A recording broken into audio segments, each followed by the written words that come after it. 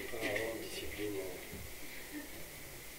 Mesdames et messieurs, bonjour. Merci de votre présence à cette nouvelle conférence que les organisateurs nous ont permis d'organiser.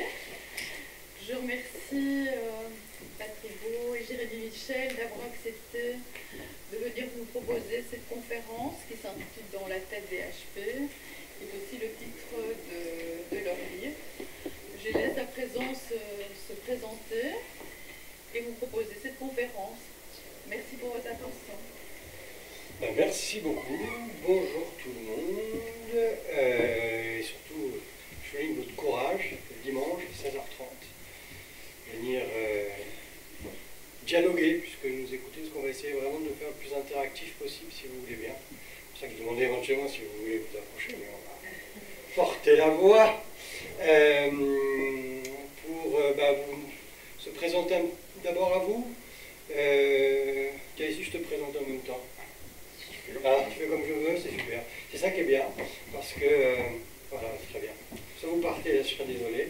Soit vous, si je vais dire vraiment là, au bout d'une minute 30. Mais on parle du film et du fait, donc ça va dans le livre. Super.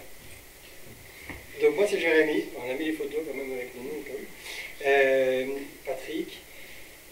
Mon accent ne me trompe pas encore, je suis français, mais depuis une vingtaine d'années en Belgique, donc je suis à moitié excusé peut-être. Je suis venu pour le travail, je suis resté pour l'amour, bon, ça c'est pour les vieux. Et depuis quelques années, voilà, je suis devenu coach, formateur, et puis la question du HP est venue depuis plusieurs années à travers aussi mes enfants, et puis les relations qu'on a avec différentes personnes, et puis il y a l'école, et puis il y a le sport, et puis un certain nombre de choses, et j'avais envie de comprendre ce qui était derrière la question du HP. Et puis j'ai rencontré Patrick.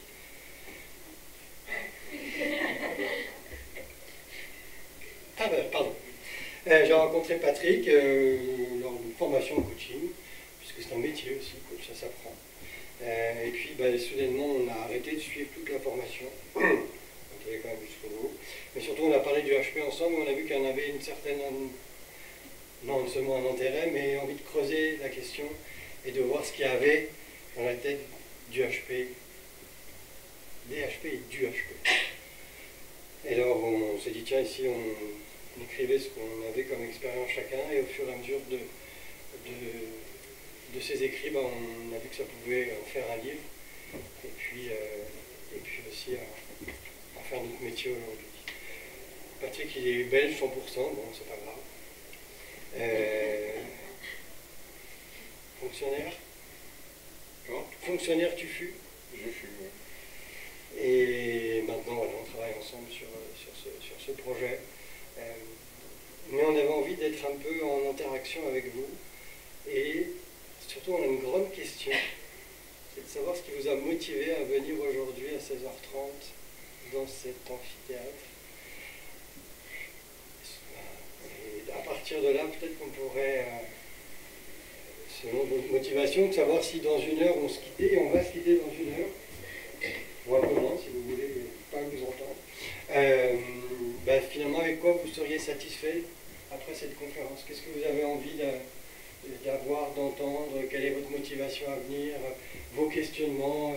Je ne sais pas, ça peut être HP finalement, c'est quoi? C'est qui? C'est pourquoi? Bon, vraiment, partir un peu de vos questionnements et de votre motivation à venir aujourd'hui pour qu'on puisse vraiment être en interaction. Il ne parle pas, mais je vous assure que si on met un petit... si on le presse, non, on ne presse pas. Si on lui pose quelques questions, parce que j'aurais dû commencer par ça, mais je vais finir mon introduction plutôt. Je dirais, Patrick, il est passionné, mais surtout il est passionnant. Il ne faut vraiment pas hésiter à poser toutes les questions. Je vous aime bien comme ça. Donc, allez. Oui. Pourquoi vous êtes venu? Qu'est-ce que vous attendez de notre échange? Je ne suis pas HP, mais j'en côtoie de près. Et donc, l'idée ici, c'est peut-être d'avoir peut-être des clés, des mécanismes qui vont permettre de mieux comprendre le fonctionnement de mes proches qui sont HP. Pour mieux comprendre le fonctionnement de vos proches HP. Oui, enfin, c'est un petit peu les... Okay. Je ne veux pas les mettre dans des cases, mais... Surtout pas. Voilà, et surtout, comme les deux HP dont je vous parle sont pour moi des personnes un peu toxiques, c'est peu moins facilité, peut-être, à mon niveau. À vous. J'avais dit qu'une heure. Merci en tout cas pour d'autres. Ouais, voilà, je vous en prie, madame. Oui, en fait, bon, ma fille est HP et elle va avoir 26 ans, mais c'est vrai que les passions sont parfois difficiles parce elle m'échappe parfois, j'ai du mal de la cerner dans certaines situations. Vous avez un exemple? Je vais dire, par exemple, tout ce qui est de sa vie privée, etc., c'est vraiment, voilà, elle ne se livre pas du tout. Elle a un master en communication. Elle aime travailler en équipe, mais souvent, elle a besoin à certains moments de pouvoir s'évader, de faire autre chose. Donc, elle ne sait pas tout le temps rester concentrée des heures sur un thème. Elle a besoin de s'évader. Et puis après, ça ne dure jamais très longtemps. Et puis elle revient. Donc voilà. Et ça, parfois, avec ses responsables, c'est un peu perturbant parce que quand elle est en pôle, etc., et à un certain moment, elle est obligée de décrocher. Bon, merci pour ce partage. Est-ce que ça fait écho justement peut-être avec... mais je vous en prie. Pensez-vous pas que le terme HP, le terme de sa sémantique est déjà discriminatoire, problématique, pour qu'un HP déjà lui-même ne peut pas se sentir supérieur ou inférieur à qui que ce soit, et que ce terme-là déjà n'est pas approprié, n'est-il pas pertinent peut-être de changer ce terme-là à une intelligence plus spécifique, à une mécanique spécifique, à un fonctionnement neurocérébral spécifique, particulier, qualitativement intéressant, etc., mais pas forcément plus intelligent qu'un Paul Jacques, ou peut-être aussi que dans sa mécanique, dans son traitement d'information, il est beaucoup plus rapide, et quand il parle, il est déjà à la lettre X, par exemple, tandis que l'autre traite la lettre B, et ce décalage se manifeste d'une manière exceptionnelle, extraordinaire, qui fait qu'il y a cette différence qui se pose. Et toute cette différence fait en sorte que de le nommer haut potentiel, le distingue d'une manière auquel il n'apprécie pas forcément cette appellation. Et peut-être que le jour où cette appellation sera changée, peut-être qu'il l'entendra d'une autre oreille, etc. C'est super, merci en tout cas pour ces 3 premières interventions, mais je ferai un copyright en fait. Je pense que je vais prendre votre intervention pour faire mes introductions la prochaine fois, parce que c'est effectivement la base de ce qu'on a voulu faire. Et d'ailleurs vous avez remarqué, je passe la parole à Patrick, mais qu'on a essayé en tout cas de sortir de l'étiquette au potentiel pour aller sur hyper préfrontal, et il y a une idée derrière ça, qui est effectivement de soulager certaines choses, et de sortir un peu de tous les préjugés qu'on peut avoir sur cette question. Et dire, voilà, ça a été l'une de nos priorités quand on a commencé l'Académie des HP et quand on a commencé à écrire ce livre. Et pourquoi d'ailleurs on l'a fait. Et vous avez une académie ici? Alors, ouais, à Bruxelles.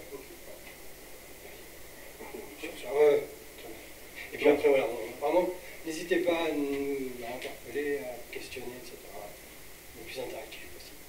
Oui, on n'a rien gravé dans le marbre, on est d'accord. Vous êtes libre de poser des questions, me demander d'accélérer, de ralentir, de préciser. N'hésitez absolument pas, s'il vous plaît. Mais juste pour être sûr, si pendant le temps qui nous est imparti, on parle de clarifier le terme HP, on parle de mode de fonctionnement, on parle d'interaction, on parle de motivation et de concentration, est-ce que tout le monde est content? Et de relations sociales. Et de relations. Et la relation humaine. Oui. C'est large, hein, ça. Ok. Ça nous fait à peu près 7 minutes par sujet.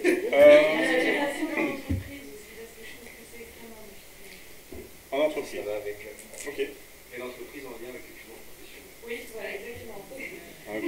Il faut à quelle heure en fait? Tu peux le faire. Mais tu peux le faire, on peut le faire. Ok.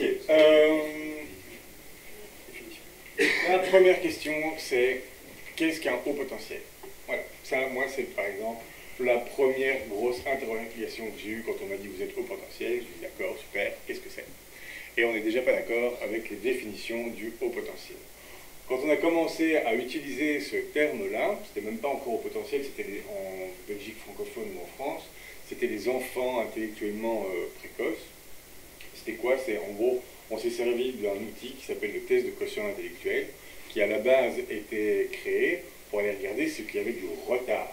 C'est comme ça qu'on a créé des super catégories comme les débiles et les crétins, qui sont à chaque fois des tranches de résultats de tests de QI. Et puis dans les années 60-70, aux États-Unis, quelqu'un s'est dit, ok, on va regarder un petit peu ce qui se passe de l'autre côté de la courbe de Gauss, que sont les résultats de tests de QI, et voir mais qu'est-ce qui se passe chez les gens qui ont le plus haut résultat. Et donc ce jour-là, on a décidé de prendre les 2% les plus hauts, et ça correspondait à 130. La première définition de personne à haut potentiel, c'est quelqu'un qui a un résultat de QI de 130 ou plus. Super. Du coup, à ce moment-là, il faut quand même reconnaître que le HP, avec son haut potentiel, il était un petit peu condamné à réussir. Parce que quand on est aussi intelligent, quand on a un aussi haut potentiel, ben on s'en sert et on bosse. Sinon, c'est du gâchis. Donc, on avait un peu une condamnation à réussir en étant au potentiel. Et ça a duré quand même pendant très longtemps. Et en France, c'est Jeanne Tiofakin, dans les années 2000, qui a commencé à aborder le sujet du haut potentiel sous un autre angle. C'est ceux qui vont pas bien. Et là, on a commencé à vous décrire le haut potentiel, pas comme quelqu'un qui a un QI de plus de 130, mais quelqu'un qui a un QI de plus de 130, plus un mode de fonctionnement différent. Et comment est-ce qu'on décrivait ce mode de fonctionnement différent? C'est facile, c'est trop. C'est celui qui pose trop de questions, qui est trop curieux, qui est trop sensible, qui est trop feignant, mais c'est toujours trop. En gros, c'est un ensemble de caractéristiques de tout ce qui ne colle pas avec le moule normal de l'être humain. C'est bien, on n'est plus obligé de réussir. Maintenant, on est obligé de souffrir. Super. Mais c'est quand même comme ça. Vous êtes au potentiel, ah ben bonne chance, madame. Voilà. Arriver une troisième, évidemment, pardon, Jeanne Tiofakin est très gentille, elle est super, mais ses études sont biaisées, puisque étant psychologue, elle ne pouvait se baser que sur des coachs qui franchissaient les portes de son cabinet, et donc que des gens qui vont pas bien. Donc elle a fait une super étude de ses patients. Et puis après, il y a une troisième génération de littérature qui a commencé à se développer, où là, on oubliait le test de QI et on se concentre uniquement sur le mode de fonctionnement. Le même, hein. Pour ou contre le test de QI, je vais aller très vite. Moi, j'ai une petite idée. C'est quand même dommage que je n'en partage pas alors que j'ai l'occasion de le faire. C'est super, un test de QI de plus de 130, parce que c'est vrai que ça veut dire quelque chose. Mais est-ce que ça veut dire que si vous êtes HP, vous êtes obligé de sortir d'un test de QI avec un résultat homogène de plus de 130? Eh bien non. Pourquoi?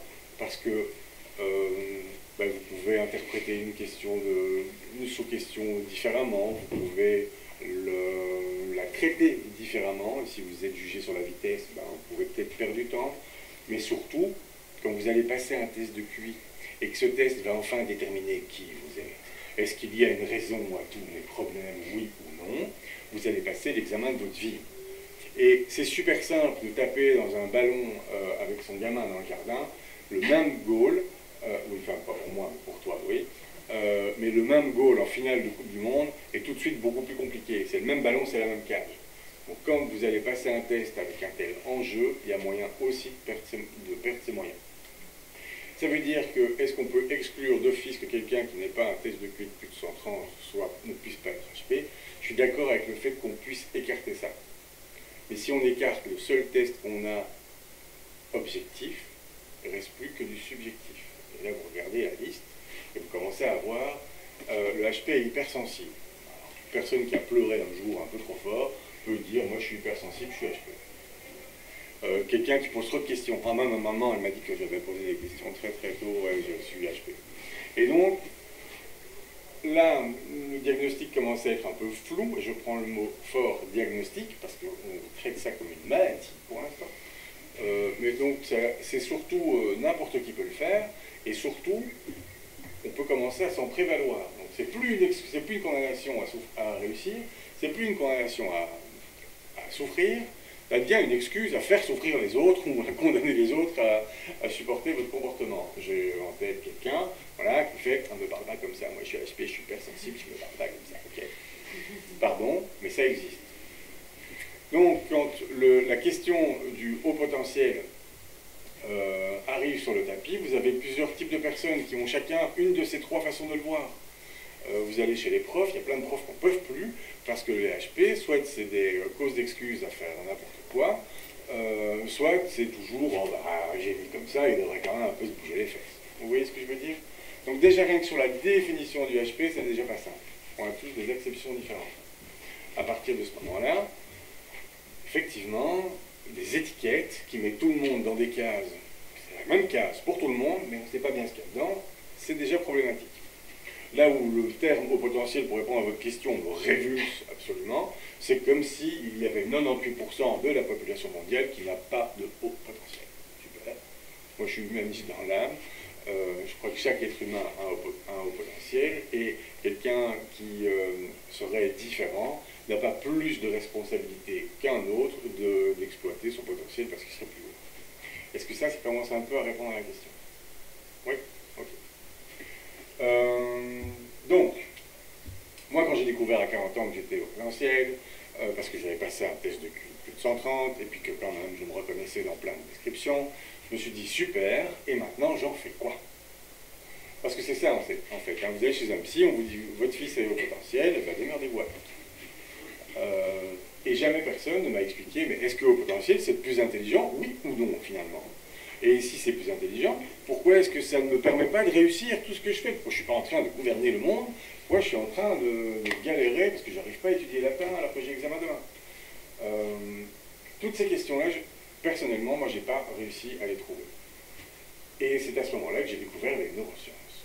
Et quand je parle de neurosciences, je parle d'une branche des neurosciences qui est l'approche neurocognitive et comportementale du docteur Jacques Fravin. Petit interlude théorique de ce que nous apporte comme enseignement l'ANC. Je appelle ça l'ANC, donc quand je parle des neurosciences, c'est ça dont je parle. L'ANC, ça nous apprend qu'on a dans le cerveau 4 grandes gouvernances, 4 grands modes mentaux qui s'enclenchent à différents moments de notre vie. Le premier, c'est le reptilien, c'est le plus ancien, c'est ce qui est commun à tous les êtres vivants. En gros, c'est le machin qui s'enclenche quand votre survie est en danger. Vous avez un gros boom et quelqu'un qui vous saute dessus, on a 3 réactions possibles. On a la fuite, essaye de se barrer. On a la lutte, si on ne peut pas se barrer, on va faire en sorte que lui se barre. Ou alors, si je ne peux pas me barrer, si je ne peux pas faire en sorte qu'il parte, je fais l'inhibition de l'action, c'est-à-dire je me transforme en quelque chose de non comestible, en attendant que ça se passe. C'est la fameuse image de l'antilope qui se fait balader dans la gueule d'un lion pendant des kilomètres et des kilomètres, et dès qu'il se retourne pour pisser, eh ben, elle se barre. Comme quoi, parfois ça marche. C'est aussi ce que le lapin fait quand il reste coincé, tétanisé dans les phares, en disant si je ne bouge pas, elle va bouger la voiture. Pas toujours le plus efficace non plus. Mais en tout cas, ces 3 réactions-là sont des réactions instinctives communes à tous les êtres vivants en cas de danger pour la survie individuelle. Ça, c'est la première gouvernance. La deuxième, je vais aller un peu plus vite, c'est le positionnement grégaire. C'est ce qui permet de régler, toujours de façon instinctive, le positionnement dans le groupe. En gros, en fonction de la confiance que vous avez en vous, ou le manque de confiance que vous avez en vous, vous allez plutôt avoir tendance à être dans la dominance plutôt que dans le soumis. Et en fonction de la confiance que vous avez dans les autres membres du groupe, vous allez plutôt être intégré ou marginal. Je fais partie du groupe, mais je le regarde quand même de loin.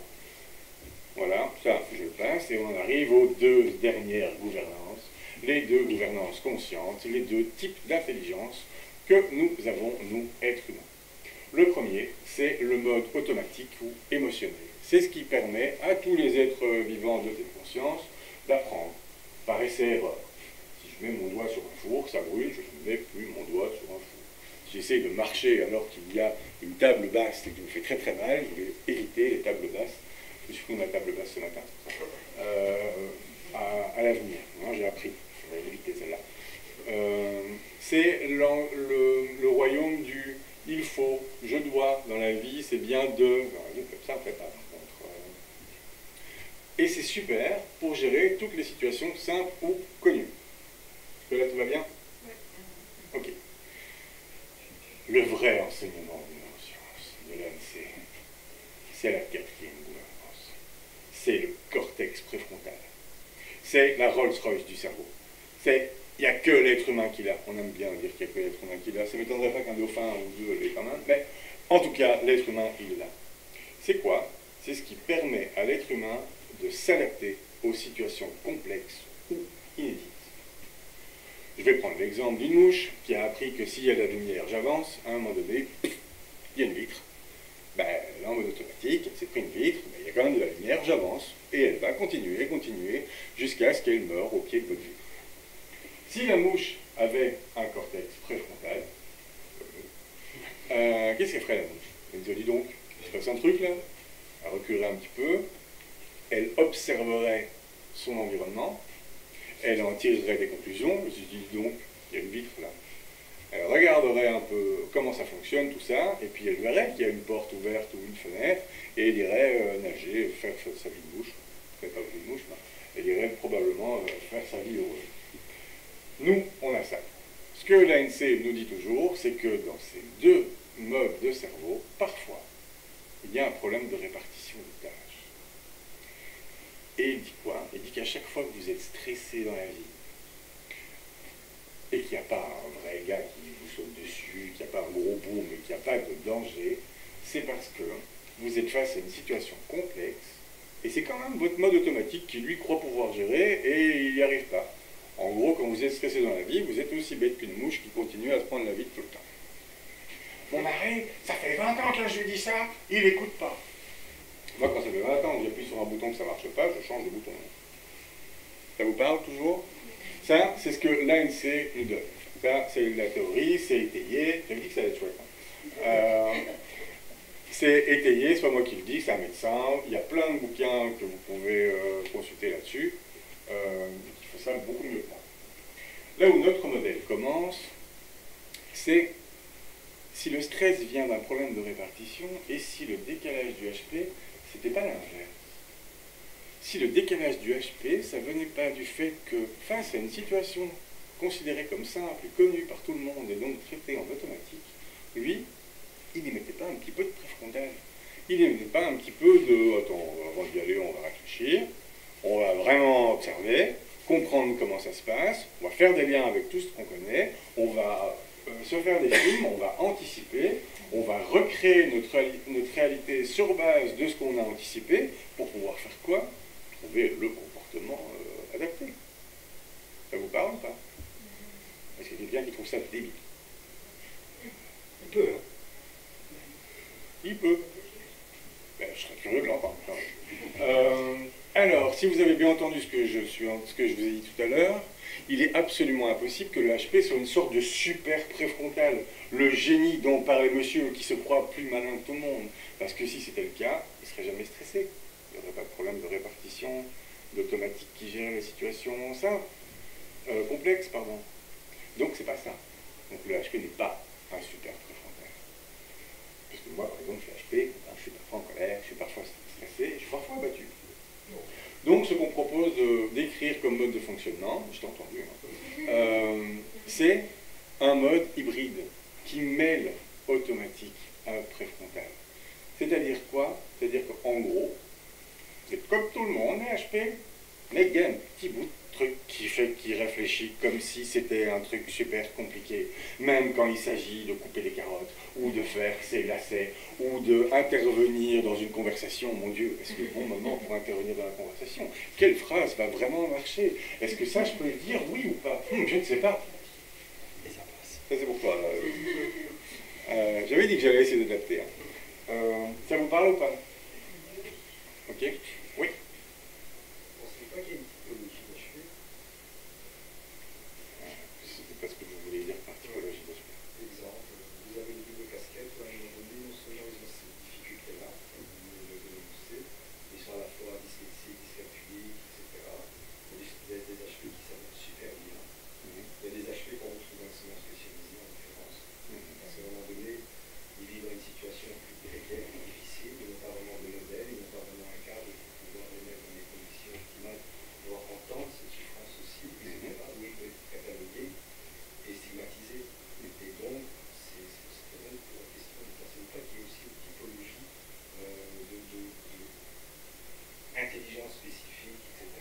sincèrement, non. Pas du tout. C'est une question. Ah non, mais je vous réponds. Pour moi, absolument pas. S'il y a bien une foi que j'ai, c'est celle dans l'être humain. Et si on met deux personnes dans le même contexte, avec les mêmes croyances, les mêmes discours, les mêmes moyens, ils vont arriver au même résultat. Chacun en fonction de ses capacités. Mais je prends un exemple, j'ai un client qui dit, moi je lui demande, ma question que je pose tout le temps, c'est que si tu avais une baguette magique, tu voudrais faire quoi? Et il me dit, je voudrais être Usain Bolt. Alors, évidemment, je ne peux pas remplacer mon petit roux de 1m65 en grand Jamaïcain 1m88 qui va faire le 100 mètres en 9 secondes. Par contre, ce que je peux l'aider à faire, c'est devenir sa version à lui de Usain Bolt, de croire la même chose et de sortir les mêmes performances que physiologiquement il peut faire que ce que Usain Bolt fait. Vous voyez ce que je veux dire? Et je vous remercie, c'est une excellente transition, parce que ce qu'on oublie, ce que Jeanne Siofakian oublie, ce qu'on oublie beaucoup maintenant, c'est qu'il y a des HP qui vont bien. S'il y a des HP qui vont bien, alors être HP ne peut absolument pas vous empêcher d'aller bien, ne peut être ni une condamnation, ni une excuse. Pas seul en tout cas. C'est pas le mode de fonctionnement du HP qui pose problème, c'est l'incompréhension de ce mode de fonctionnement. Quand vous ne savez pas comment vous fonctionnez, vous tirez des conclusions sur qui vous êtes. Moi, on m'a dit toute ma vie que j'étais un feignant. J'ai cru, hein. Et c'est vrai que quand un truc, j'ai pas envie de le faire, je n'arrive pas. Et on me dit, bah, il faut, vas-y, bouge-toi un peu. J'étais dans la crasse, j'ai payé très très cher le fait de ne pas arriver à me mettre en mouvement, mais je ne me mettais pas en mouvement quand même. Et donc, je croyais que j'étais fainéant. Et quand on croit qu'on est fainéant, on ne fait plus rien à ce sujet. Vous voyez ce que je veux dire? Même chose, je croyais que j'étais un littéraire et que j'étais mauvais en maths. Pourquoi? Parce qu'on m'avait dit dans la famille que les maths c'est chiant. Okay. Par contre, j'étais très bon, j'avais plein de points dans tout ce qui était littéraire, dans les langues, etc. On m'avait dit que j'étais bon au moins. C'est après, à 40 ans, que j'ai découvert qu'en fait, j'étais bon en maths aussi. Mais les croyances qu'on a sur nous-mêmes, c'est ça qui pose le problème, qui pose le plus problème au HP. Et encore un peu plus loin, les croyances que les autres ont sur vous-même. Parce qu'à force d'entendre vos parents, vos profs vous dire « Ah, ben avec ton intelligence, il suffirait de te bouger un petit peu, c'est quand même dommage. Hein. » Comment est-ce qu'on fait pour se lever en forme le lendemain, quand on se rend compte que tout le monde vous dit « Ah, ben il suffirait que… » et moi, j'y arrive pas. Je suis quoi, moi? Ouais, je suis la vie de l'humanité. Voilà, parce que j'en ai conscience et j'y arrive pas. Donc je me demande, qu'est-ce qui cloche chez moi? Parfois, je me demande aussi qu'est-ce qui cloche, enfin je me pose la question, mais qu'est-ce qui cloche dans tout le reste du monde, hein? Soyons clairs, hein? Mais c'est pas, c'est vraiment mi-temps. C'est un paradoxe du HP, c'est qu'il est en même temps conscient d'être différent, hein, donc il n'y a pas de problème, mais il est quand même aussi paradoxalement persuadé que tout le monde est comme lui, sauf que eux, ils y arrivent. Donc moi je suis une merde. Moi je ne regarde pas comme ça. Ça répond à la question, toujours? Oui? Non? Ce qui devient dur, c'est que le mot HP est devenu terriblement à la mode ici, je dirais, depuis 5-6 ans.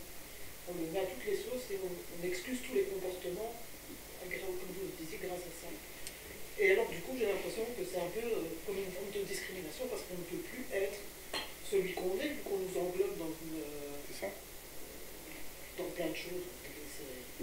Ce qu'on essaie de diffuser comme message, c'est être HP, ça peut être une excuse de rien, une condamnation à rien. Il y a toujours des choses à faire. Si, on nettoie les croyances limitantes que l'on a sur nous-mêmes au Karcher, si on nettoie les croyances limitantes que l'entourage a au Karcher, et c'est valable pour les parents, c'est valable pour les profs, c'est valable pour les collègues de bureau, c'est valable pour les chefs de service. Hein. C'est valable pour le collègue qui dit « Ah bah dis donc, au bout de 2 heures, votre fille, elle doit penser un petit peu à autre chose. Ah bah alors, qu'est-ce qu'elle est inconséquente ?» On oublie complètement que pendant 2 heures, elle bosse probablement autant que les autres en 8 jours. Hein. Ça, on n'en parle pas. Vous voyez ce que je veux dire? Donc je suis d'accord, s'il y a bien un terme qui est galvaudé, c'est HP. Et alors il y en a un deuxième, c'est coach. Moi je suis coach en HP, ne raconte pas. Hein, non mais ton métier, tu fais quoi? Voilà. Vous voyez? Donc ça c'est vrai. On parle de plus en plus dans les collèges, par exemple, dans les écoles, quand il y a un diagnostic, il y a des suivis de besoins, on appelle ça les besoins spécifiques. j'essaye d'être là. Non, mais Oui. c'est un fait. Oui. Alors. C'est pas que je dois fabriquer cette pensée-là. Non, elle est là, c'est une réalité. Elle est bien là. Et alors, elle a des besoins spécifiques entre beaucoup de potentiel. Il y a des troubles de concentration, ceci, cela, qui sont hyperturbés, etc., qui ont besoin, lors de l'examen, par exemple, ils ont une demi-heure en plus. Ouais. Je fais une demi-heure en plus et je te... Ouais, d'ailleurs je vais écrire ici, moi je suis HP, j'ai besoin d'une demi-heure en plus de conférence.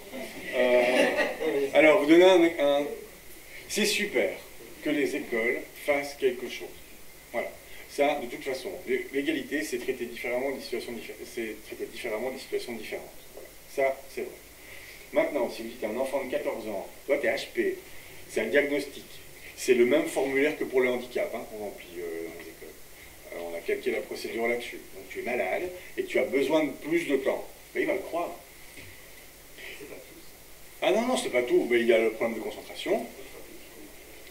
Non, mais j'ai déjà entendu de tout. Oui. La question que je me pose, elle est difficile et hyperactif et il est comme son papa très intelligent. Mais en classe, c'est vraiment compliqué, instinctif. Mais c'est difficile. Il va avoir 9 ans. Il ne tient pas en place, il pose plein de questions, il passe son temps à se faire engueuler. Oui, mais c'est difficile. Enfin, moi, je ne sais pas. Ok. Les étiquettes. Voilà. Les étiquettes de... Je vais parler du trouble de l'attention, c'est dans les questions, attention. S'il y a bien une caractéristique qu'on reconnaît au HP, c'est la pensée en arborescence. Tout le monde est d'accord avec ça? Oui, tout le monde voit ce que c'est? Non? Alors, la pensée en arborescence, en gros, vraiment en gros, hein, c'est que plutôt que d'une idée, vous arrivez à une autre, d'une idée, vous arrivez à une autre, mais puis une autre, et une autre, et une autre, et en fait, ça fait plutôt qu'une ligne, ça fait plutôt un arbre.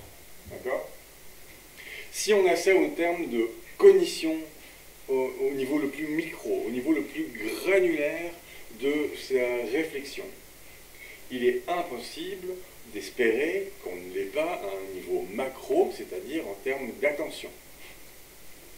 Pardon, mais c'est comme ça. C'est-à-dire que vous faites un exercice de maths, on va vous dire, si vous faites un exercice de maths, pendant que vous faites l'exercice de maths, vous êtes linéaire, vous ne pensez qu'à votre exercice de maths. C'est comme ça. Sauf que si vous avez une pensée en arborescence, votre 4, là, il vous dit, ah tiens, au fait, j'ai mangé 4 pommes hier, et c'est le principe même de la pensée en arborescence.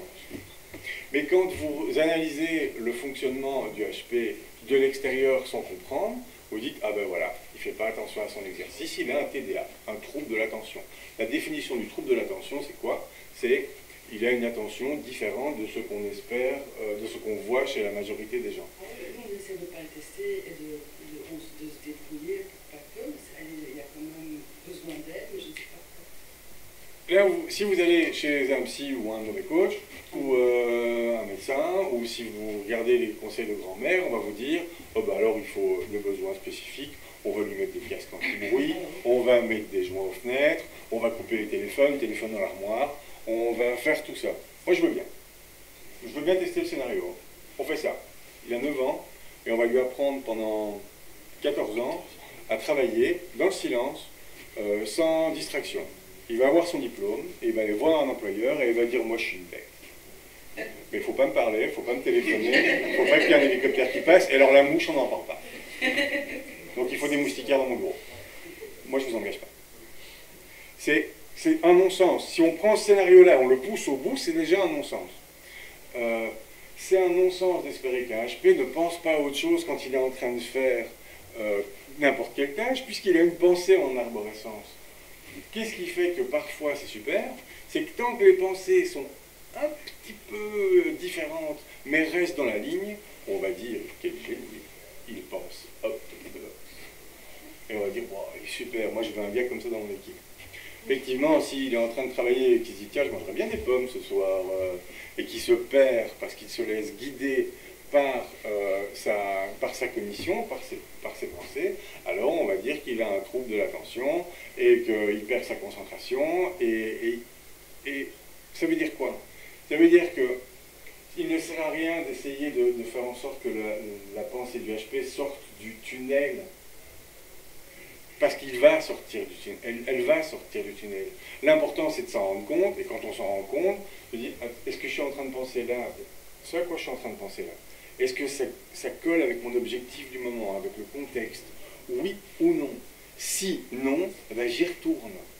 Ça ne sert à rien d'apprendre à un enfant à ne pas tomber dans l'eau, apprenez-lui à nager, quoi. C'est bête, hein, mais c'est vraiment ça. L'hyperactivité, comme on l'a décrit dans les classes, parce que c'est quand même souvent dans les classes scolaires, hein, c'est quoi? C'est, il pose beaucoup de questions. Il pose beaucoup de questions. Jusqu'à ses 6 ans, cet enfant, quand il posait des questions, on lui disait, qu'est-ce que tu demandes, hein? Oui ou non? Et même à moi, mon fils me pose des questions, je dis c'est super, je réponds, et puis parfois je dis mais pas maintenant.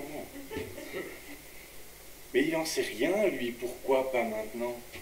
Si on ne lui donne pas les clés pour comprendre que cette question-là, dans ce contexte-là, est-ce que c'est ok ou pas ok? Eh oui, mais on ne lui dit pas. Alors comment est-ce qu'un enfant va réagir? On va trouver des typologies différentes, parce qu'on aime bien les typologies, moi je veux bien. Il y a 2 façons de réagir. Quand vous posez une question et que parfois on vous retombe dessus et parfois on ne vous tombe pas dessus, il y a plein de réactions différentes. Il y a celui qui va dire je m'en fous, je vais poser toutes les questions que je veux, et si ça ne plaît pas, ça ne plaît pas. Alors on va le catégoriser, rebelle.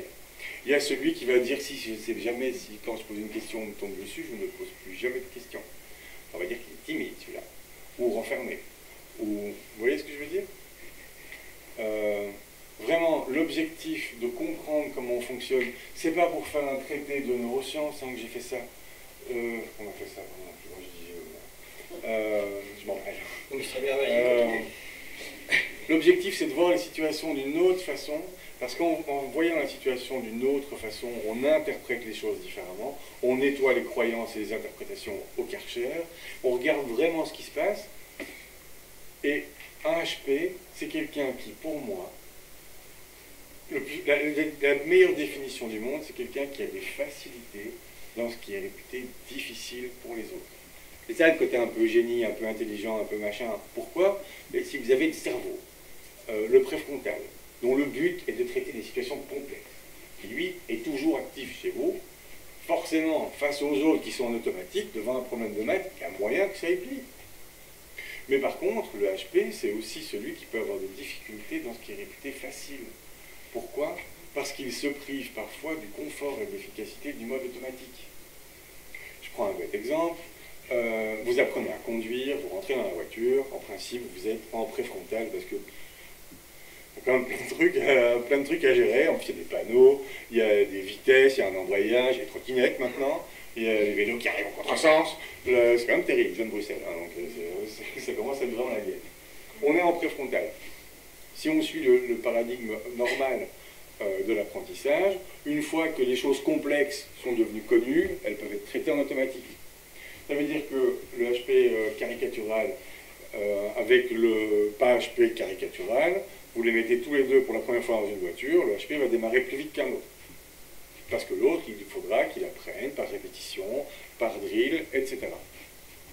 Mais vous revenez au bout de 6 mois, le HP sera encore peut-être en train de se reposer les mêmes questions, de se réinventer la roue à chaque fois, alors que l'autre en automatique, il a déjà passé Lyon. Vous voyez ce que je veux dire? Ça parle ou pas? Vous avez des questions, des réflexions, des remarques ou des insultes? Il n'y a pas autant d'HP que l'individu. Exactement. C'est notre. Vous avez la conclusion. Juste, je ne peux pas abandonner. Je l'ai écrit. Il y a une similitude que j'en viens, c'est les ailes. C'est un peu votre. Je ne sais pas si c'est fait exprès. Tout est réfléchi, monsieur. Pas par nous, hein. Non, c'est pas moi qui l'ai décidé, mais c'est réfléchi. La dernière, donc, le livre, il est en 4 parties. Là, dans le premier, on parle un peu de nous, parce que comment nous, on a vécu notre HP-itude, parce que parfois ça fait du bien de se rendre compte qu'on n'est pas seul au monde, qu'on n'est pas un extraterrestre, qu'on n'est pas fou, ou si on est fou, on serait fou ensemble, c'est pas mal. Le deuxième, ça parle un petit peu de ce que je vous ai dit tout à l'heure par rapport aux neurosciences aux modes mentaux, ça va un peu plus loin que la brève description que je vous fais ici, mais pas aussi loin que les bouquins d'ANC vers lesquels je peux vous rediriger largement. Et puis ensuite, on présente le modèle en posant les questions, enfin en abordant les questions qui sont le plus souvent posées par nos clients en coaching et en formation. Et la dernière question, c'est comment est-ce que je fais pour être comme tout le monde? Le plus simple, on a répondu en un encadré, le HP il est déjà comme tout le monde, il est unique. C'est pour ça qu'on veut lutter contre les étiquettes. Forcément, c'est gai d'être entre HP, parce qu'en fait, il y a peut-être des sujets que je peux aborder avec vous, et que vous allez peut-être comprendre par rapport à mon père qui disait « Putain, tu vas bouger, feignant ». Donc c'est quand même plus sympa. Mais là où c'est difficile, c'est, et je lutte autant contre ça, quand vous regardez des groupes Facebook, par exemple, que ce soit pour le HP, pour n'importe quoi, hein, c'est du renfermement les uns sur les autres, et ça va être ah, moi, je ne peux plus travailler en entreprise, parce que franchement, quand mes collègues prennent des décisions comme ça et qu'ils ne le voient pas, moi je deviens folle, quoi. Puis il y en a un autre qui fait bah, aussi très bien, et puis il y en a un autre qui fait ouais, vous aussi. Et ces gens-là, ils vont juste s'enterrer les uns les autres, convaincus d'être et malades, parce qu'on ne peut rien y faire, mais quand même, c'est eux qui ont raison, et eux, ils sont au potentiel, ils sont malins, et le reste est rempli de cons. En fait, c'est pas ça. Est-ce que ça répond à votre question? Et à vous aussi? Oui. Et je ne le dis pas pour vous faire plaisir, je l'écris. Et je l'écris avant que vous ayez. Oui. J'ai une question parce que je voudrais revenir sur le fait, c'est déjà deux fois que vous évoquez la maladie. Et une nièce quand on est sur antidépresseurs, parce qu'elle est HP, parce qu'elle est HP. Oui. Qu'est-ce que je peux faire pour arrêter? Moi, je suis contre ça, forcément. Mais est-ce qu'il y a quelque chose que je pourrais, une guidance que je pourrais donner pour dire qu'elle est anxiolytique, elle est antidépresseur? Alors, c'est clair que ça ne va pas l'aider. Maintenant, en pharmacologie, on n'arrête rien de façon brute tant que ça ne va pas mieux. Moi, je n'aurais jamais prescrit ça, d'accord? Je suis médecin, donc je ne prescris rien. Elle a? C'est pas de maladie non plus. Non, mais, pardon, FHP et avoir 17 ans, c'est pas une maladie. Non, mais vous me dites, enfin, non, mais c'est aberrant, moi je dois me battre tous les jours contre ça. Quand je dis, mon boulot, c'est d'abord de nettoyer les croyances au Karcher, c'est vraiment ça. On n'est pas condamné à être malheureux à 17 ans ou malheureuse à 17 ans parce qu'on est HP.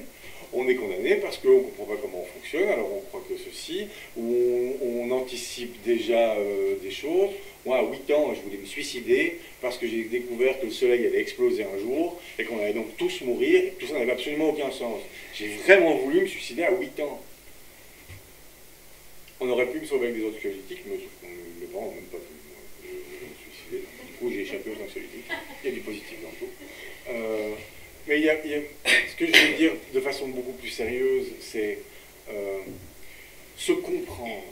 Ça permet déjà d'arrêter de ramer contre la falaise, d'essayer de nager à contre-courant. Moi, j'ai appris le piano tout seul. Il y a une vidéo qui m'a marqué. C'est un gars qui vous dit, si quand vous jouez du piano, vous faites mal, c'est que vous jouez mal du piano. Parce que je ne sais pas quelle pièce vous faites, mais il y a probablement dans le monde une petite chinoise avec des mains comme ça qui y arrive. Vous ne devez pas faire ça.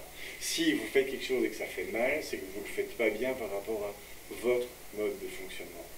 Quand quelqu'un vient chez moi et qui vient en disant « Moi, je suis une grosse quiche parce que je ne comprends rien en maths et de toute façon, je n'arrive pas à étudier, j'ai aucune motivation. » Voilà, ça c'est 80% de mes clients, il y a au moins ça dans la première séance. Quand on dit que je suis une grosse quiche, si on est HP, la question magique c'est quoi ce truc si simple, si évident, que toi, soit tu n'as pas compris, soit tu te passes complètement là, soit tu remets en question tout le temps. En gros, c'est quoi le truc simple que tout le monde traite en automatique sur lequel toi tu mets le préfrontal? Et la preuve, je ne sais pas si vous avez une expérience de ça, mais quand vous expliquez quelque chose à un HP qui ne comprenait pas du tout, une fois qu'il a compris, il dit toujours la même chose, il dit « Ah, c'est que ça ?» Vous dites « Si, en fait. » Oui, non. Donc, dites-moi, n'hésitez pas, contredisez-moi. Ouais. J'aime l'image que ce soit un HP ou beaucoup de personnes qui ont un cadre blanc et qui ne leur donne pas, dans les environnements, on ne leur donne pas les couleurs, on ne leur donne pas les pinceaux. Et à un moment donné, ils jouent sur les aiment bien le football, ils ne sont pas sur les gazons, ils sont sur le patinage artistique qui se passe les lieux. Et donc à un moment donné, je pense aussi que les adultes, l'entourage veut aussi pouvoir mettre tout individu, qu'il soit potentiel ou pas, dans des conditions pour faire en sorte qu'ils puissent s'émanciper et prendre du plaisir. Moi j'ai beaucoup de jeunes par exemple, quand je fais du judo, je l'échec avec eux, voilà, ils sont au paradis. Là où pour certains c'est un problème et où ils sont hyperactifs, comme ils jouent au l'échec, ils sont calmes, posés. Et on rigole, on a des fous rires, il y a même des petites séances de philosophie où on discute du petit pion qui est frontal justement, etc., qu'il faut pouvoir compter sur les coups, sur sa tour et sur les uns et les autres. On n'avance pas un pion tout seul, on se casse la gueule, etc. Ils captent tout de suite et du coup ils se sentent compris.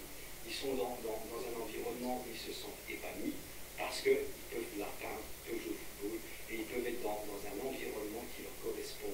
Et parfois le fait de les mettre dans des environnements parce qu'ils ne sont pas compris, parce qu'ils ne sont pas entendus, etc., qui ne correspondent pas à leurs desiderata, etc., c'est là qu'à un moment donné, on peut péter un câble, se mettre en colère, se sentir incompris et pas uniquement les HP, mais exactement. Exactement. En fait, si vous avez entendu ma façon à moi de voir le HP, où on a un petit bout d'automatique et un petit bout de préfrontal, quand ils jouent dans la même équipe, c'est super. Quand vous mettez un HP aux échecs, c'est facile. S'il a envie de jouer aux échecs, évidemment. Sinon, c'est l'automatique qui ne veut pas. Hein. Mais c'est facile. Là, toute la réflexion du préfrontal va aller dans le même sens que votre objectif à vous en tant que système. Mais quand moi, je vais aller dormir à 2 h du matin, parce que là, je suis fatigué, j'ai une conférence le lendemain au salon de livre à Mons, et qu'à 2 h du matin, mon préfrontal se demande s'il n'est pas loin des genoux, c'est tout de suite beaucoup moins un travail d'équipe.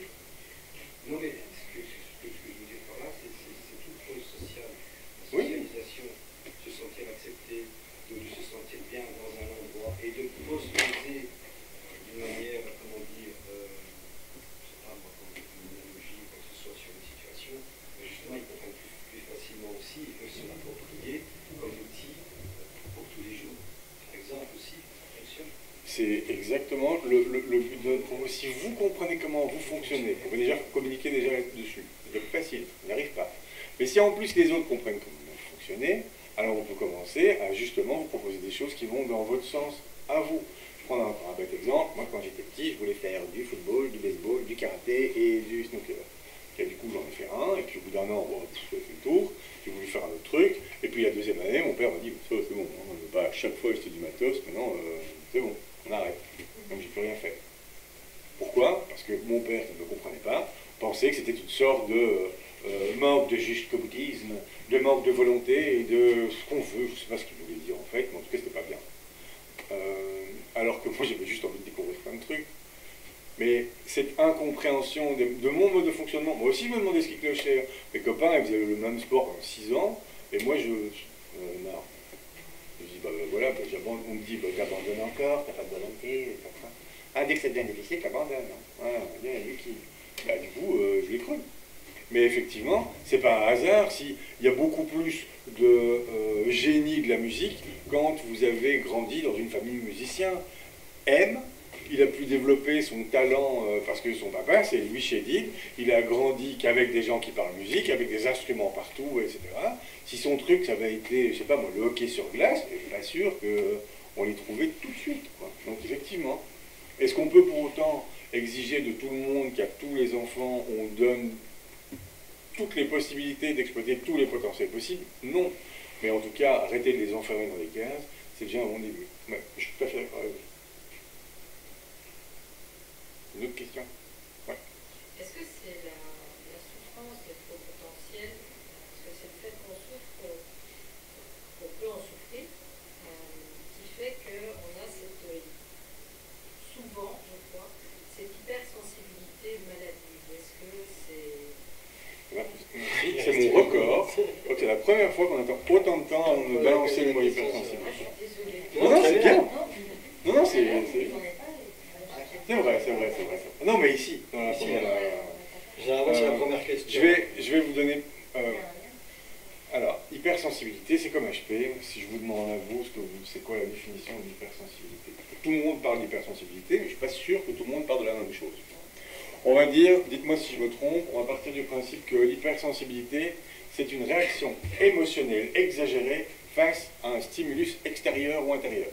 Il se passe quelque chose et la réaction émotionnelle est trop intense. C'est ça, oui ou non? Est-ce que quelqu'un a une autre définition? Je peux partir là-dessus? Ok. Pardon? Ok, super. Pas que vous n'avez pas réussi à sentir pas ce que l'autre ressent. De façon plus. Alors, capter déjà Les enfants.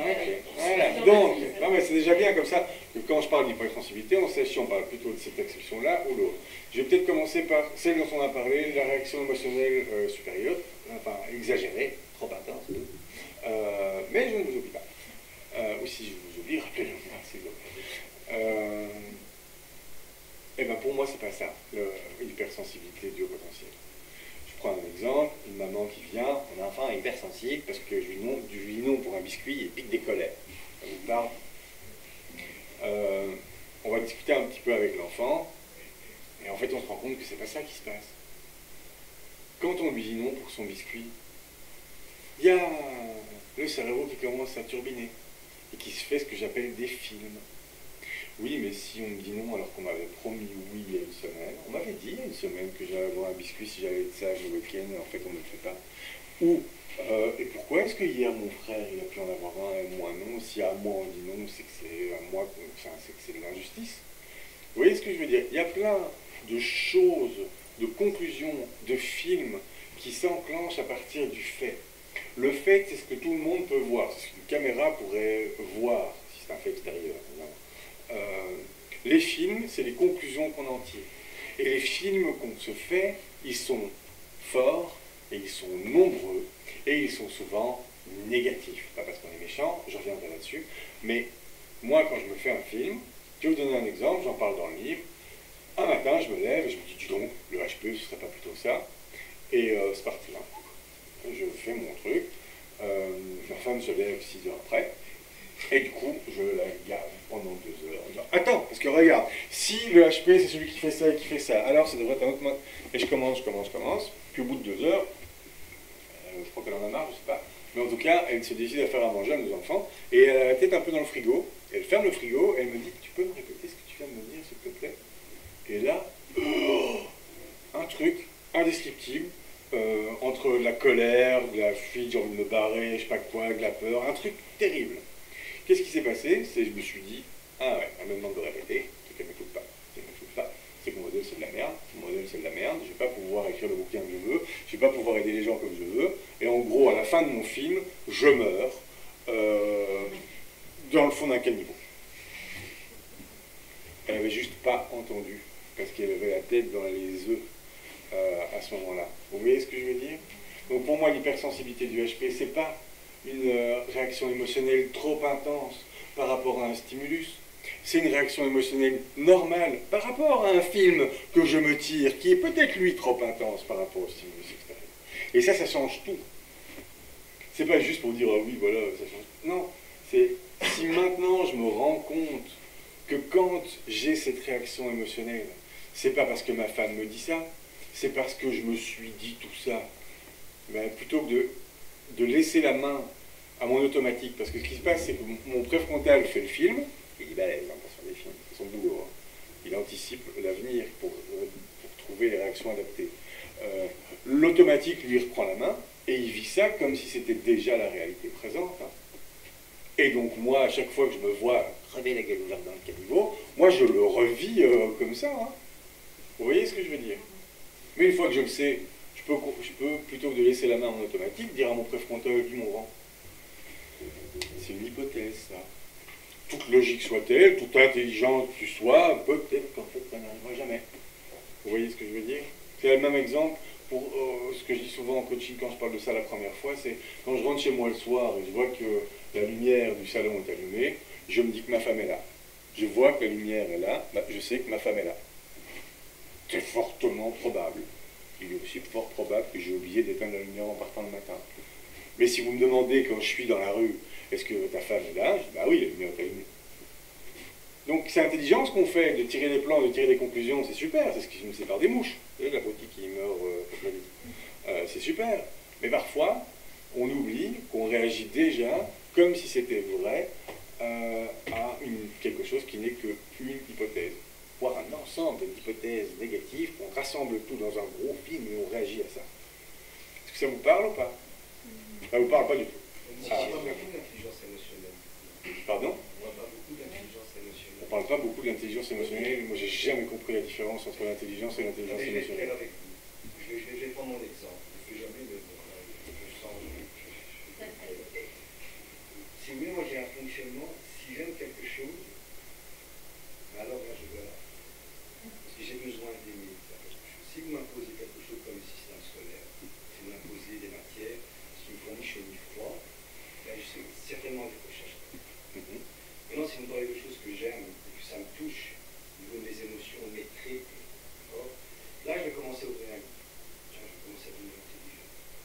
Là, je vais commencer à m'intéresser à tel auteur, à faire des liens, même en arborescence, comme ça, d'aller chercher ceci, cela, etc.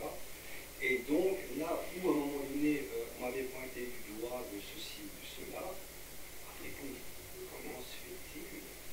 Qui aurait une image, qui aurait pu avoir ça, ou bien chez tel ou tel truc, comment se fait-il?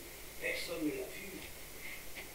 Le système scolaire traditionnel ne travaille pas ce quotient émotionnel de ce que tu aimes, de ton potentiel, de ce que tu aimes, qu'est-ce que tu aimes faire, qu'est-ce qui te parle, qu'est-ce que tu voudrais faire. On veut faire des maths, qu'est-ce qu'on va faire avec les maths? J'en ai bien fait une cabane, moi ça a du sens, je vais faire une cabane, je vais faire mes calculs, etc. Par rapport à ça.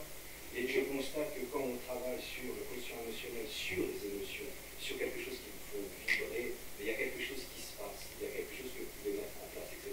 Et je constate aussi, ça fait 30 ans que je travaille dans la jeunesse et dans différents milieux, dans l'occurrence avec l'UHP, et je peux vous dire que quand on cible, en tout cas, c'est qu'une personne, moi j'ai eu un jeune qui a diagnostiqué le trouble de l'autisme, HP, etc. Je m'en foutais complètement. Pour moi, ça, sur n'importe qui, je n'ai aucune idée par rapport à ça. Et au début d'année, il était tout seul dans son coin. C'était un élève fantôme, un élève esselé, etc. Petit à petit, en parlant avec lui, c'était simple, bonjour, comment tu vas, etc. Comment tu vas, etc. Comment tu te sens, bonjour. Calme, doucement, etc. Et après, les cours, je lui donne une fac sur la neuropédagogie, tout ce qui est neurosciences. Et ce gars-là, là où il était seul, etc., il a commencé à aimer, il a commencé à observer, il a commencé à dire, je me suis désolé, très spécial, très spécifique, etc.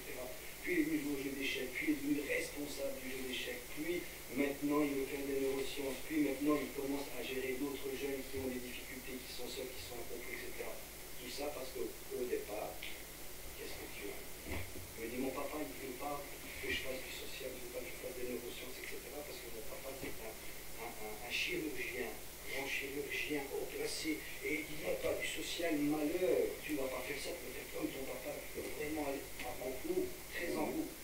Et tout ça, son tiraillement, il est là, entre ce qu'il aime, ce qu'il veut faire, et quand il aime faire, il a un comportement complètement différent. Mais quand on lui impose un cas particulier où il faut, tu dois, etc., c'est fini. C'est plutôt dans ce sens-là. Ok. Je vais rebondir sur ce que vous dites. Merci pour le partage. Et alors, super. En plus, il y a des gens comme vous qui connectez les élèves en difficulté à leur motivation et que ça les fait sortir du bois. Yuki, en fait, super. Du bois, et justement, il avait fait une fugue, il était parti dans on appelle non, mais je rigole pas. J'en ai vu beaucoup des gens en vraie souffrance et il suffit de ça. On écrit un chapitre sur la motivation. On dit souvent que la motivation du HP est liée à l'intérêt. Je dis que c'est pas vrai. Moi, je dis que la motivation, c'est l'intérêt. Et il y a deux types de motivation. Il y a deux vitesses chez le HP. Il y a le ça m'intéresse, et c'est à fond, il est inarrêtable. Or, il est 4 heures du matin, on va coucher. Ou alors, il n'y a pas de sens.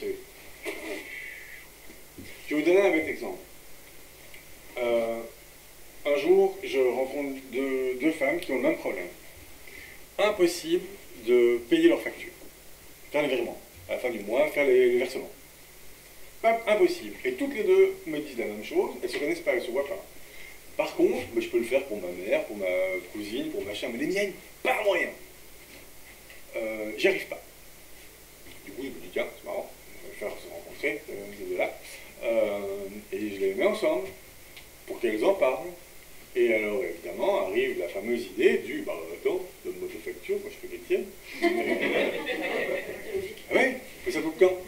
Du coup, elles se donnent rendez-vous chez l'une, elles arrivent toutes les deux avec la facture, enfin une chez elle et l'autre avec sa facture, et puis elles s'échangent les trucs, elles se mettent à table, et puis là, elles me racontent ça après, hein, bon, c'est quoi ton code? Ah, cette facture-là, c'est pourquoi?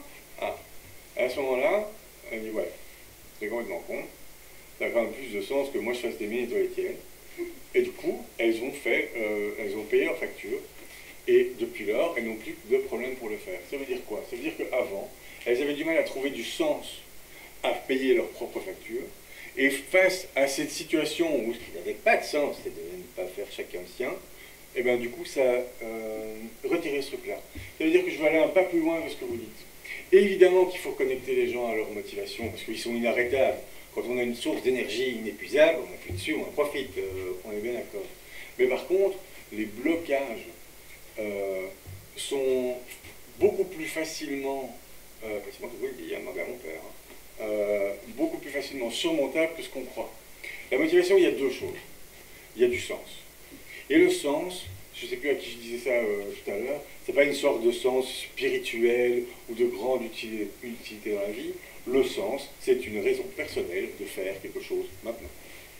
S'il y a une raison de le faire maintenant, alors ça a du sens de le faire. Si c'est parce que je dois, je ne le fais pas. J'écris un livre avec Jérémy, s'il me dit à la fin d'une rencontre, il me dit pour demain tu dois faire le chapitre 4,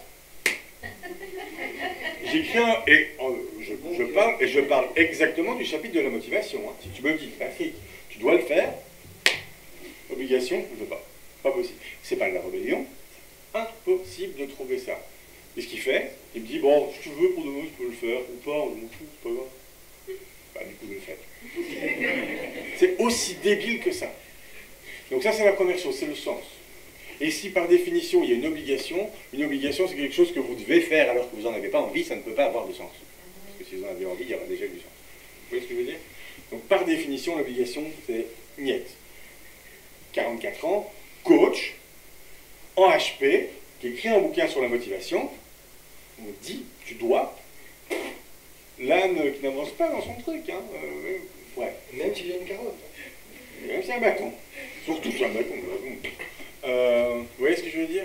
Ça, c'est la première chose. Donc, déjà, si vous voulez, quand vous voulez trouver la force de vous mettre à faire quelque chose qu'en fait il faudrait faire, c'est demandez-vous quelle est votre raison de le faire maintenant. Si c'est aussi bien de le faire demain, c'est ce qu'on appelle procrastiner. Hein, parce qu'à chaque fois, vous allez vous demander pourquoi demain, c'est quoi votre raison personnelle de le faire maintenant? Tant que vous ne l'avez pas trouvé, un tout petit truc, hein, quel est le petit bénéfice que j'ai si je le fais maintenant? Quel est le petit inconvénient que j'ai si je ne le fais pas maintenant? Mais il faut s'y connecter, sinon il n'y a pas de sens. Eh oui. Vous voyez ce que je veux dire? Et il y a une deuxième chose. C'est la représentation mentale de la tâche. Ça, c'est terrible. Ça, c'est... Regardez, toutes les fois où vous n'arrivez pas à faire un truc, vous vous représentez cette tâche comme un ensemble de trucs à faire complètement flou. Ce que j'appelle le syndrome de la montagne floue dans le livre. Ma femme m'a fait ça il y a 3 jours. Elle me dit, il faudrait que je commence à postuler. Ça ne veut rien dire. Il faudrait, pourquoi? Que je commence, comment est-ce que ça veut dire quoi commencer? Postuler dans quoi, j'en sais rien. Et c'est un truc, elle fait ça comme ça. Personne n'a envie d'escalader une montagne floue. On a envie d'escalader un petit chemin, très clair, accessible, qui soit gratifiant à chaque étape. Si je vous dis, venez tous chez moi demain et on va regarder un documentaire de 15 heures sur la vie d'Elisabeth II. Il n'y en a pas un qui vient. Si je vous dis, venez, on va regarder The Crown, il y a peut-être moyen qu'on appuie 15 fois sur Next. D'accord? Ça veut dire que, comment j'ai fait par exemple avec ma femme il y a 2 jours, 44 ans, coach, je dis ok, ça veut dire quoi postuler? Tu veux postuler dans quoi? Et puis on trouve, ok, un exemple, je veux faire ça, c'est quoi la première étape pour faire ça? Et donc de postuler dans quoi, ça a été, je veux envoyer un mail à cette maison-là, et je veux dire ça, et pour dire ça, je fais une liste de 10 arguments. Et en 6 minutes, elle est passée de, ça fait quand même un mois que j'ai envie, j'y arrive pas, elle est passée de ça à, elle est en train d'écrire. Et l'objectif n'est pas tellement qu'elle soit en train d'écrire, l'objectif est qu'au moment où elle est en train d'écrire le 6e truc, je lui dis stop, rends-toi compte que là, tu es en train d'être dans l'action. Ce qui te paraissait insurmontable il y a 6 minutes, peut-être une montagne floue, personne n'a envie de l'attaquer, il suffit qu'on vous donne des petites étapes claires, et on peut le faire. Le HP qui aime bien les maths, on lui a dit qu'il aimait bien les maths, on lui a dit que c'était rigolo, ça a du sens, il aime bien le prof, il peut super bien aimer les maths en 4e, et il arrive en 5e, le prof de maths est chiant, il déteste les maths. Ça n'a rien à voir avec sa fibre, ça a à voir avec... si vous avez un bon contact avec l'élève dont vous parliez tout à l'heure, vous pouvez le faire aimer n'importe quoi. Parce que le sens va être transporté à travers vous. Vous voyez ce que je veux dire? Ce qu'il y a, c'est qu'ils ne sentent pas une relation assez... Ils ne sentent pas cette relation. Voilà. Pas cette relation. Donc il n'est pas en danger. Du tout. Voilà. Pour moi, tout individu est expert de son vécu.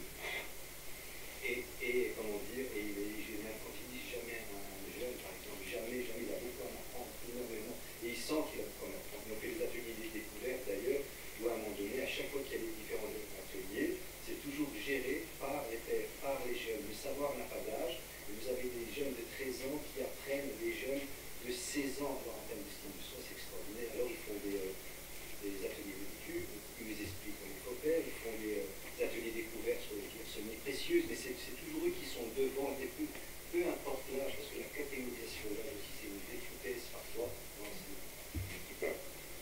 Est-ce que vous avez encore des questions? Oui. Ah oui, parce qu'on arrive à la fin. Ah oui, mais il y a une hypersensibilité qu'elle n'est pas du tout. Et puis j'avais... Et après, j'ai oublié ce que c'était, mais je vous reviens. Oui, si, ça y est, c'est vrai. 5 minutes, parce qu'après on va se faire virer. Oui. Non, personne après. Non, mais il ferme à 18. Ah oui, là, Ah pour le salon, oui. ouais. Non, Ah bon, d'accord. Est-ce que c'est... Oh, bah alors, ça c'est... j'ai pris le pouvoir. Ah Vous bon. avez droit à 5 minutes gratuites.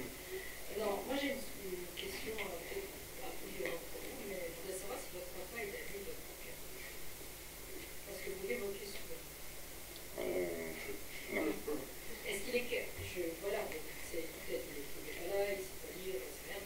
Mais est-ce qu'il en a eu connaissance? Je ne sais pas. Vous avez répondu. Merci. Et vous allez nous offrir. C'est fait. Il est sorti au mois de mai quand même, j'ai eu le temps. Mais ça c'est bien. Pardon? C'est une nouvelle que vous voulez lire. Vous m'envoyez ravi, merci beaucoup. Bon, on arrête là. Mais je trouve très pertinent notre question. Dites-moi, hypersensibilité, le fait de prendre... alors, ça c'est encore autre chose. Ressentir trop fort le sentiment de l'autre, que ce soit la Alors, ça c'est... même si des fois sans que l'autre l'exprime, voir des fois que l'autre essaye de bouger, mais ça c'est abstrait. Ah, ça, faut le noter ça. Donc, si vous regardez comment moi je vois le HP, vous voyez qu'il y a du préfrontal qui bosse tout le temps. Et le premier but du préfrontal, c'est d'analyser l'environnement. Tout l'environnement. Et les gens, ça fait partie de l'environnement. Et quand on analyse l'environnement, on analyse le non-verbal, le verbal, le paraverbal. On compare avec ce qu'on sait de cette personne-là. Et c'est pour ça qu'on sait déjà tirer plein d'infos. En tout cas, on croit, parce qu'on fait des films. Parfois très très juste, parfois on peut se planter, parce que ça reste toujours des films. Vraiment, c'est pour Louis ça ou pas? Ouais? Louis, si vraiment tu sais avant tout le monde ce qu'une autre personne ressent, si vraiment tu peux faire ça, viens avec moi, on change de métier, on va monter un stand à la fois. On va se faire un max de thunes. Le problème c'est pas ce que tu ressens des autres, le problème c'est ce que tu en fais. Tu captes des infos. Ça, c'est clair. Tu en tires des conclusions. Je ne sais pas, on ne se connaît pas. Je ne sais pas si elles sont bonnes ou pas. Mais je ne sais pas ce que tu en fais. Et c'est plutôt ça. Un peu comme avec l'attention, un peu comme avec tout. C'est quoi ton objectif maintenant? Je vais te prendre un bête exemple qui a l'air de ne pas être la même chose, mais qui quand même va me permettre de répondre à ça et un peu avec le monde de l'entreprise. Moi, j'étais persuadé pendant tout un temps que je ne pouvais plus supporter d'aller travailler à la justice. J'ai travaillé dans le milieu pénitentiaire, dans un service informatique de la justice, et c'est vrai que c'est pas facile. Pourquoi c'est pas facile? Parce qu'il y a des réunions comme ça où les gens disent « je me promets, je dis rien ». À moi-même, je me dis « cette fois-ci, je m'en fous, je dis rien ». Et il me dit « tiens, si on faisait ça ». Et pendant 3 quarts d'heure, je commence à discuter, et je vois très bien, moi, que s'ils font ça, il va se passer ça dans 6 mois, ça dans 1 an, machin, et qui c'est qui va ramasser le machin? C'est moi. Et plus je vais dire non, non, non, plus je vais me faire engueuler, et plus limite on dira que c'est de ma faute, parce que je suis un peu comme Cassandre, c'est peut-être moi qui, avec ma prophétie, a fait réaliser. Donc je me dis que je ne dis rien. Et avant que ce travail sur moi-même, je m'énervais. J'avais vraiment envie que ces abrutis comprennent. Pardon? Dégage! Je peux pas, là, je suis en train de parler du haut management. Mais moi aussi. Ça s'appelle la rébellion, une révolution, ça. Je ne peux pas non plus. Mais c'est vrai que voilà. Mais le problème, c'est quand il dégage celui qui est remplacé, c'est rarement mieux. C'est parce que j'ai quand même travaillé pendant 15 ans là. Ouais, on croit qu'on a fait un très bon niveau, c'est peut-être pire. J'ai des noms. Ce que je veux dire, c'est je suis en réunion, j'ai cette information, et je m'énerve, et je veux qu'il le voie. Et du coup, ça crée des conflits. Et du coup, je suis le chieur. Du coup, on m'écoute encore moins. Ce que j'ai oublié, c'est quoi mon objectif dans cette réunion? C'est de montrer que j'ai vu, c'est d'avoir raison. Si c'est ça, est-ce que je suis prêt à sacrifier mon positionnement, ma relation, etc. Si oui, bah alors on va continuer. Si c'est pas ça, alors il faut que je fasse autre chose. Et j'ai réglé le problème en me disant, voilà, dans cette réunion-là, vu ma position, mon objectif dans cette réunion, c'est de remplir mon devoir d'information. Ils prennent cette décision-là, je vois qu'il y a ces risques-là potentiels, je vais en faire un mail, je vais le transmettre à ma hiérarchie, et ils sont responsables de ce qu'ils en font. Et c'est eux qui sont dans la merde. C'est plus moi qui sors de cette réunion en disant « putain, c'est quand même con, c'est hallucinant, etc. » Vous voyez ce que je veux dire? C'est un peu la même chose quand tu vois des infos par rapport aux autres. Qu'est-ce que tu veux en faire? Toi, c'est quoi ton objectif? Est-ce que tu... Je sais pas. Et ça, c'est un peu faire l'objet du service. Mais est-ce que tu vois pourquoi, en voyant les choses différemment, ça doit donner d'autres pistes d'évolution et d'action? Ça te parle ou pas un petit peu? Oui? Cool. Je t'ai promis ça, hein, ce matin. Ok. Est-ce que vous avez encore des questions, des remarques, des réflexions, des insultes? Je suis à la bourre, c'est ça? Moi, je suis pas achetée. C'était juste par rapport à l'hypersensibilité. Pour moi, c'est un ressenti, c'est la frustration d'avoir capté des choses que d'autres n'ont pas captées. Alors, je pense qu'ils n'ont pas capté. Et donc de se dire, tiens, finalement, je pense que moi, je me fais tel modèle de telle situation, je me la représente comme ça, je mets en garde, ça n'a pas été pris en compte, je dis, bon, ok. Et puis 6 mois plus tard, 1 an, 2 ans parfois, ça se produit. Merde. Ben oui, j'avais mis en garde, mais personne n'a entendu, et donc après, ça se dit, mais enfin, je suis nulle, quoi, ou est-ce qu'il y a une manière que je dois peut-être apprivoiser, enfin, apprendre pour pouvoir communiquer autrement? Est-ce que je m'exprime mal, finalement? Est-ce que j'explique mal les choses? Ou alors carrément des gens qui viennent 1 an et demi après, avec l'impression qu'ils ont la solution, mais je l'ai sorti il y a 1 an et demi, et maintenant c'est trop tard. Et comment vous voyez bien par je suis pas. Là, vous voyez bien par... On s'en fout, c'est pas la question. On doit clôturer, mais pour répondre à ça, vous voyez bien que vous me dites le problème, je capte. Pas le problème de capter. C'est pas le problème de déjà anticiper. Le problème, c'est qu'est-ce que vous en faites? Est-ce que votre objectif, c'est de communiquer? Si oui, est-ce que vous avez communiqué comme il fallait? Eh bien. Apparemment non. Mais si, chaque personne alors, vous pouvez dire les choses, l'autre personne peut ne l'a pas perçu comme ça, oui, voilà. Émetteur, allez, je veux dire... il y a plein de techniques de communication. On peut voir... Non, j'ai fait la traduction, donc je pense que je dois pouvoir m'exprimer normalement. Mais manifestement, voilà. Ça ne veut rien dire normalement. Ou alors j'explique un truc et je ne sais jamais le faire sans Mais non, faire des vous voyez digressions. bien que le problème n'est pas dans le fait de capter. Ce que je veux dire, c'est qu'il y a plein de gens qui arrivent chez moi la première fois et disent ah, je suis hypersensible, j'en ai marre. Vous avez vraiment envie. Imaginons une baguette magique. Je vous retire cette capacité de voir ce que vous pouvez voir. C'est ça que vous voulez? Ah non, parce que quelque part c'est chaud. Merci. Moi, je propose de clôturer là-dessus. Mais par contre, ce qu'on en fait, eh bien, putain, c'est bon, on doit arrêter là. Ouais. Mais bon, merci Bon, pour la la suite, conclusion. vous avez la-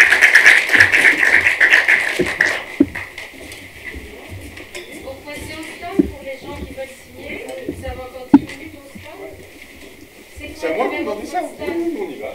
On est Il vous reste